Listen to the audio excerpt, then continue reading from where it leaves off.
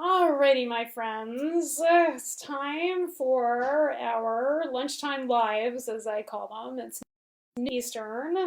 It is Sunday, March 22nd, I guess, and things are going apace here. It's a beautiful day. I believe it is the literal calm before the storm, because as I understand it, we're getting a really big snowstorm um, in I guess overnight or tomorrow or something. So kids shoveling snow, but right now they're taking care of wood, which is pretty awesome.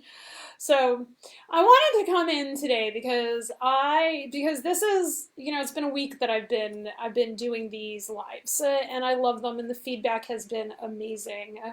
Um, it's really gratifying for somebody to say, Michelle, your lives are everything to me right now. So if you know somebody for whom these would be helpful, um, by all means share them. They're up on the YouTube page. You can go find it. Just Google Dirigo Food Safety on YouTube and you'll find all of these lives because Andrew, my husband, is dutifully putting these up there.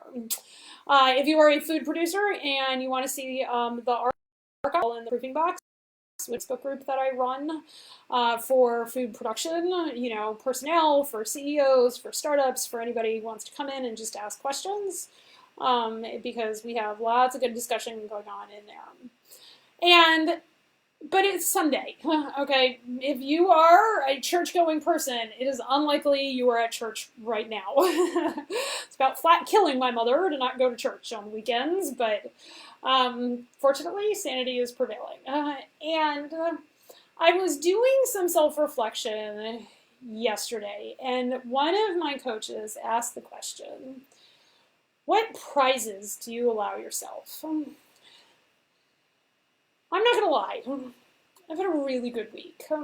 I've had a really, really good week in my business from from the standpoint of growing my assets, because all of my assets have improved this week in the face of losing clients. I have restaurants who can't pay me. I totally get it. They can't pay me. I am like not at the front burner, and I've lost not quite $100,000 in long-term contracts this week. But I've grown the assets in my business. I've signed new clients this week. I signed people came who I haven't heard from in a year, right? And have and people are coming in, and I've had an amazing week. And I was thinking about that, and there are so books out there about about positive psychology and about abundance and about the law of attraction, and I had an amazing week because I had my vibrational energy was matched with my week. Okay. And if you believe in action, I can actually using the model that I did yesterday, I can diagram that out for you. Okay. But I was thinking about like the circumstances of my business, and I was thinking about the circumstances of my life. And we were all piled in bed last night. We were doing a Lord of the Rings marathon.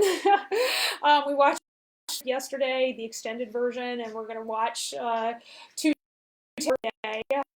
And then I'm going to figure out when we're going to watch the next one. We are not watching all the Hobbit movies because boy, aren't those long.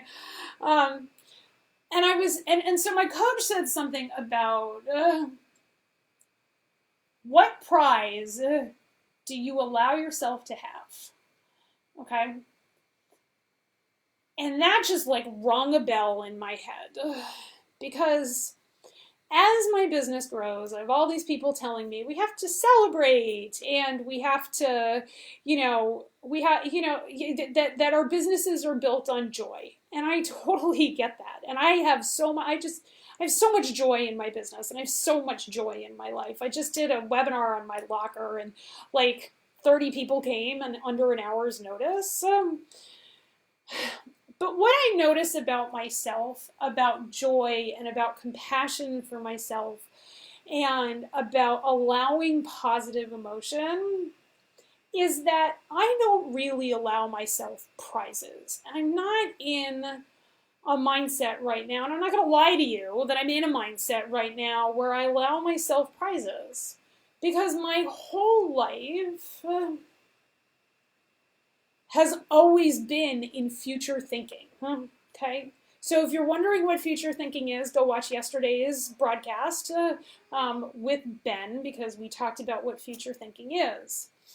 But this is what I was thinking after that, and doing some work on some videos my coach had put out. This is what it looks like to a lot of us in business, in life, in our families, is that we have a carrot and a stick, okay? And we take our stick, all right? Here's our stick, and we beat ourselves continually with our stick, thinking that we're going to go over here and we're going to get our carrot, right? We're going to whip, we put the, I mean, we've all seen this in cartoons, right? So we're going to beat ourselves with our stick to get our carrot. And we keep beating ourselves with our stick to get our carrot, and beating ourselves with our stick to get our carrot. It's really easy to beat ourselves up. Most of the advertising that you see takes you on a journey from here to here in your brain. This is successful advertising. How do I know this? I study it so I can grow my business. Go on a hero's journey, right? And go this way so that you actually have the carrot. What I am telling you is that by life coaching, this carrot is available right now by changing your thoughts. This carrot is available to me right now by changing my thoughts. And when we allow our thoughts to create our reality, and we stop beating ourselves up and beating ourselves with our stick, and we bring that carrot into ourselves, and we allow ourselves to be the people the universe is calling us to be, then all of a sudden the joy comes in. The joy of being able to share with my people at noon every day for the next 30 days the transformational work that I've been able to do through life coaching for people, frankly, who might never listen to me. They might never listen to me because they're like, ew, life coaching, if they even know what it is. So many of you were like, I had no idea that's what life coaching was. I thought it was really woo-woo. Not really the biggest woo-woo person, am I? Right? But the joy of being able to do that is pretty incredible. The joy of being able to come on a Saturday with my 10-year-old and share what the journey we have been on and how he has learned to coach his own self and get out of his own rock brain and de-escalate is incredibly amazing. And what I want you to consider today, because what I want you to consider today, and let me just start there, is to ask yourself what prizes you allow yourself. Do you allow yourself positive emotion? Or is all your emotion foreboding joy, foreboding happiness, like the next shoe is going to drop? We can all go through this as if the next shoe is going to drop. We totally can, and many people are.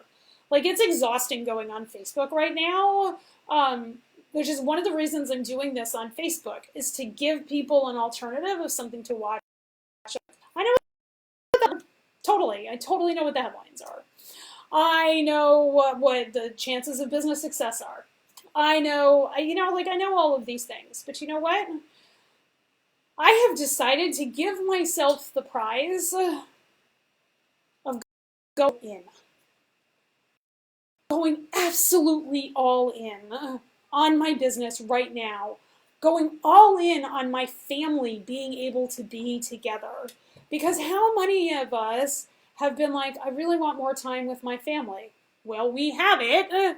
What does it look like to go all in on understanding our relationships with each other, so that this time that is going to go down in history as one of those segments in American society where we really changed, where we see where Americans really stepped up to the plate, and we allow ourselves the prize of that being the case. We allow ourselves to be the next greatest generation, because it's us who are being called. But if we're in a mind space of waiting for the other shoe to drop, is that ever gonna happen? And the way to get from here to there is to decide who you want to be in your community. How do you want to be in your community? How are you being called to be a leader right now? And is that being called to be a leader out of a sense of scarcity and fear, and you're being a leader that way by posting all the terrible things on Facebook? Are you being a leader by going out there like so many farmer friends and feeding your people? Okay, I have restaurant friends who are like, well, let's make value-added processes here. I've already got a legal kitchen. Okay, let's feed people here, and they're doing their best to feed people here. How are you being a leader? And are you allowing leadership to be a prize? Or have you always been afraid of being the person and being called to lead? Because it's a scary place. You know, in the Fellowship of the Ring, and I think about this very often, and if you read like my Friday emails, you know I throw in all sorts of things. Red alert, what can I tell you? But Galadriel says to Frodo, to be a ring bearer is to be alone. To be a leader, my friends, is to be alone sometimes. And we're so intolerant of our own aloneness that can be really, really hard. Okay? And so when you think about the prize and the prizes that you allow yourself, I want to see if this resonates with you. All right, I'm gonna do a water thought model. Okay, and so in water, what we're doing is we're discovering what it is that we're thinking about and feeling about what it is we want. If you have ever wanted to be a leader, now's the exact time to be a leader. All right? So, I want to lead. Okay? X, Y, or Z. My family, my business, my community, my school, my whatever, right there. My friends, all right? I know I have teenagers watching this, okay? You can be, I talk with my kid about being a leader all the time, all right? When you think of yourself wanting to be a leader, how do you see yourself acting? Now, sometimes what's going to happen is that you think of that at all, and you turn in and you face the truth of your feelings, all right? And you're afraid.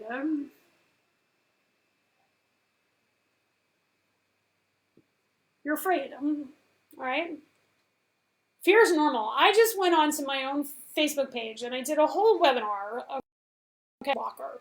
And I did a Excel spreadsheet showing exactly how much money will flow through your community when you put a locker in there. And the numbers are amazing.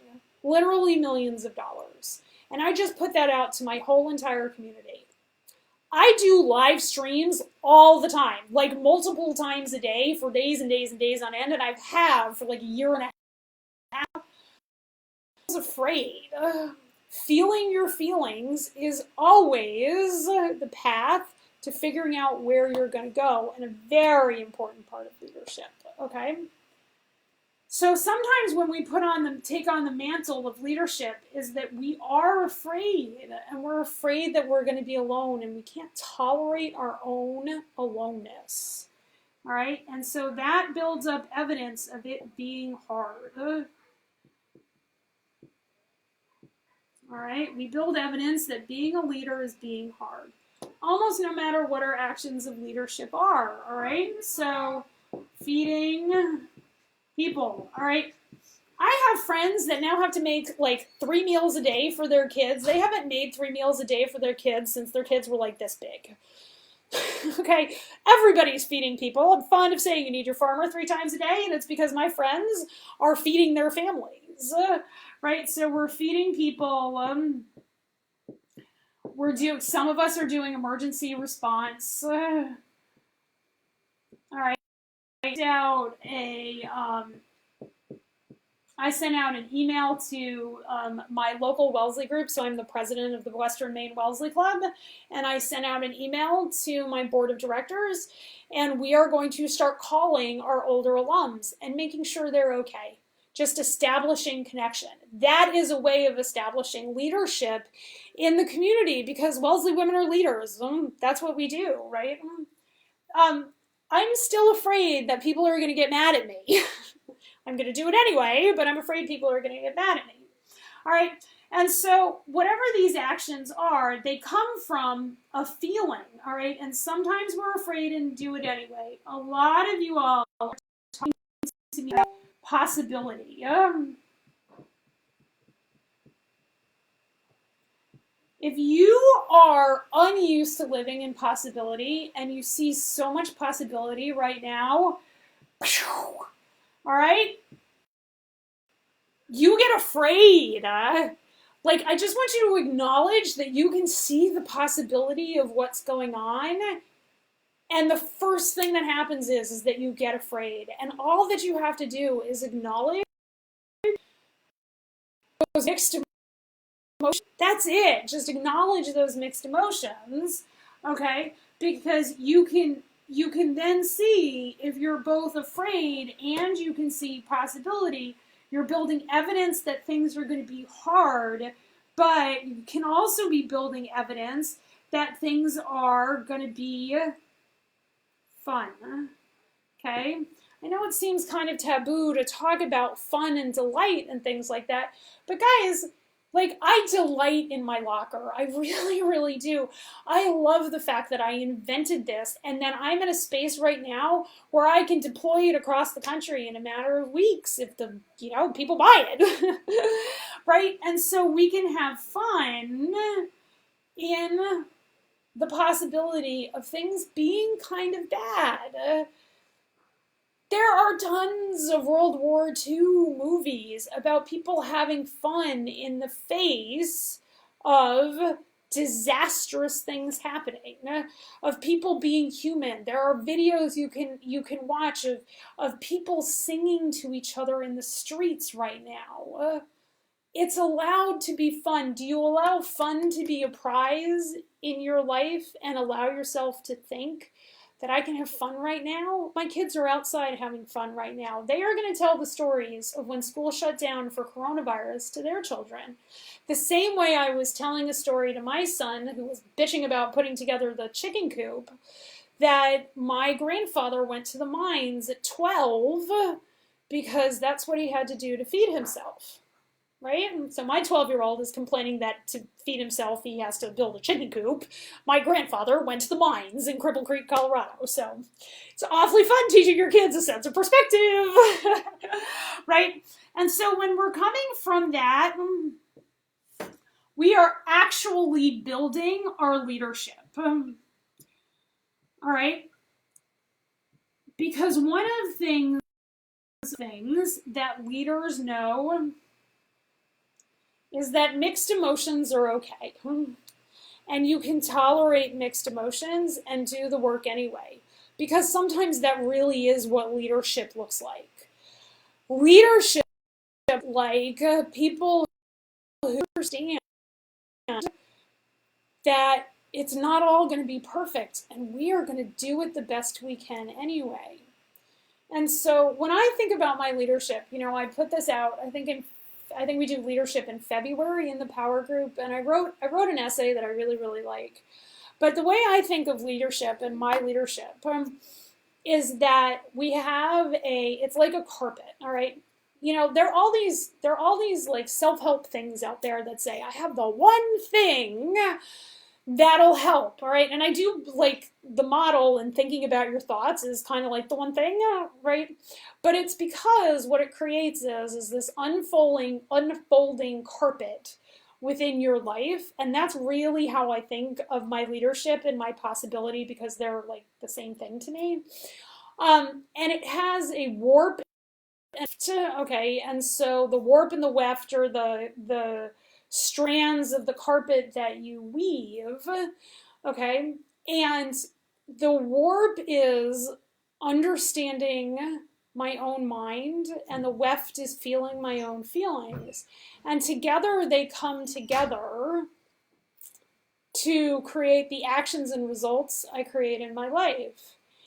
And for me to live in my possibility and what the universe is calling me to be, which is leadership through love. It's teaching other people about their own leadership. And so as I come to people at noon every day for 4 weeks, and we just, finished the first week of it, and I'll keep going if, we're still home, I'm still talking. Doing this, creating the possibility that one of the prizes that we get as a society from coronavirus is understanding who every individual who's willing to step up as a leader, what their leadership is and what it looks like, and how they're able to lead themselves, their families, their communities, their organizations. And that is a way that we build a foundation and we build connection with each other in ways that our politics really can't tear up. Because see a person allows you to see them in their vulnerability of leadership, in their vulnerability in the space between afraid and possibility. You can never unsee that. And if you, and there are people who get afraid when they see other people's vulnerability. We call those the people in the cheap seats, all right? But what I see in the face of what's going on here in America is that people are coming down from the cheap seats, and they're coming down into the arena, and they are getting dirty with us, and they are allowing themselves the prize of getting knocked down and getting back up again. And so if you really want to allow yourself a prize, I'm going to give you another gem. Go look up Chumbawamba tub thumping on YouTube, all right, and have a dance party. And allow yourself the prize of being home with the people that you love, of being home with your cats, for heaven's sakes. So the cats are excited you're home, the dog excited that you're home. Give yourself that prize. Allow it to be fun. It's totally okay, because we are going to get knocked down, but we are going to get back up again. It's like my theme song. Some people have Rocky. I have Chumbawamba. Right? And allow yourself the possibility to step into your leadership wherever your leadership is. Because we need you right now, your communities, we need you right now. And there's so much available in understanding your own mind, in stepping into that possibility. So that's what I have for this for today. I want to let you know I am going to be bringing you this week a curriculum that I wrote. So when I've been doing these, I've been doing them sort of off the cuff, somewhat based on what's going on, but it looks like things are kind of stabilizing a little bit in terms of how we're going about the response. And I'm super excited because when I was thinking this morning, I have a keynote speech that I do, and I'm going to be giving you that keynote speech, but I'm going to modify it for personal use. So I give it to like business groups and things like that. And I'm going to modify it for use, and I'm going to walk you through how I build my own personal, how I go through my own coaching, I guess. And I've alluded to a lot of it, and I've showed you a lot of them, but I'm going to do it in a much more structured and formal Monday through Friday this week. And we'll be doing sort of like other fun, interesting things on the weekend. So bring your questions. If this is helpful, share these Noontime Lives with somebody else. You can always start a watch party on your page, okay? And I've actually had a ton of people do that, and it's hilarious because people who have no idea are like DMing me, hey, I really loved your Noontime Lives. So we are going to be covering that, and we are going to be covering, tomorrow is going to be personal assets, all right? And I have a great visual that I developed on developing your own personal assets to build the foundation of your life. On day 2, we're going to be talking about the proofing box and results in your life. So that would be Tuesday. On Wednesday, I'm going to be talking about tools to manage your mind, and I'm going to introduce in a really formal way the water model, the strive model, and the light model that I use every single day to get my brain in order. All right. Friday 4, which is Thursday, I'm going to be talking about decisions ahead of time. That's protocols. So I've talked a little bit about protocols. I'm going to talk very specifically about protocols, okay, on Thursday. And then on Friday, we're going to do a little bit of our own future thinking, but from a mindset where we're doing it on purpose and not in a way that gets us away from the feeling right now. So that is what is coming up this week. If this is helpful, share it with somebody, and I look forward to seeing you on the page tomorrow at noon. Have a great rest of your Sunday, everybody. Thanks. Bye.